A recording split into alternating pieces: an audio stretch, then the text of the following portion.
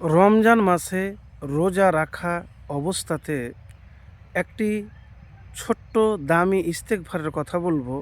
এই ইস্তেগফার যদি আপনি পাঠ করেন তাহলে গুনাহ তো মাফ হবে, আপনার টেনশন দুশ্চিন্তা পেরেশানি হবে, জীবন পবিত্র হয়ে যাবে, এমন জায়গা থেকে রিজিক আসবে যা আপনি কল্পনা করতে পারবেন না। তো প্রিয় ভাই আমার, রোজা অবস্থাতে আপনি দুইটি কাম বেশি করবেন। এক, কোরআন তেলাওয়াত করবেন। দুই, ইস্তেগফার পাঠ করবেন। আর এই দুইটি জিনিস যদি আপনার মধ্যে থাকে আর করতে পারেন, তাহলে আপনাকে আর পিছনে তাকাতে হবে না, জীবন পবিত্র হয়ে যাবে, আপনার চাওয়া পাওয়া পূরণ হবে। এবারে বলবেন এটা কেমন করে? রসুল্লাহ সাল্লাহ সাল্লাম বলেছেন যে আল্লাহ হলো পবিত্র, আর পবিত্র জিনিস ছাড়া কোনো কবুল করেন না। তো আপনি যদি ইস্তেগফার রোজা রেখে অবস্থাতে এই আমল আপনি করতে পারেন, হতে পারে আপনি পবিত্র হয়ে যাবেন। এবারে বলবেন কোন ইস্তেগফার? আমি আপনাদেরকে এমন ইস্তেগফারের কথা বলবো যে ইস্তেগফার রসুল্লাহ সাল্লাহ সাল্লাম পাঠ করতেন। আপনি দৈনিক ৭০ বার এই ইস্তেগফার যদি পাঠ করতে পারেন, তাহলে হতে পারে আপনার জীবনের সকল সমস্যা সব দূর হয়ে যাবে। প্রিয় ভাই, আমি আপনাকে একটি হাদিসের কথা বলবো।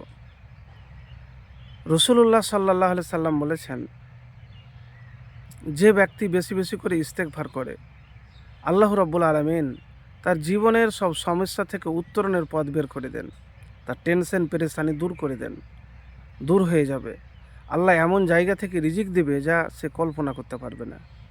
তো প্রিয় ভাই আমার, আমি রমজান মাসে এই জন্যে আপনাকে বললাম যে এই মাস হলো পবিত্র মাস, আর নিজেকে যদি পবিত্র না করতে পারেন, তা রসুল্লাহ সাল্লাহ সাল্লাম বলেছেন তার চাইতে হতভাগা আর কে আছে।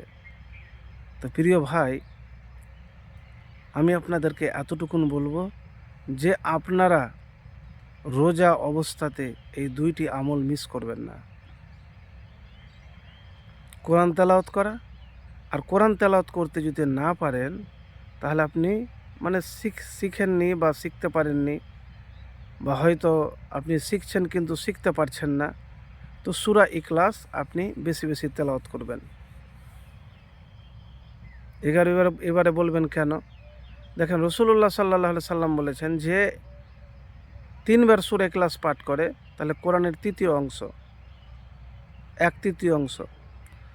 আপনি যদি এই সূরা নিয়মিত 70 বার বা 100 বার বা যতবার আপনি পারবেন পাঠ করেন, তাহলে ভাবুন, আমল যদি করতে পারেন এই সূরা ইখলাসের, তাহলে আপনার জীবনের সমস্ত সংকট,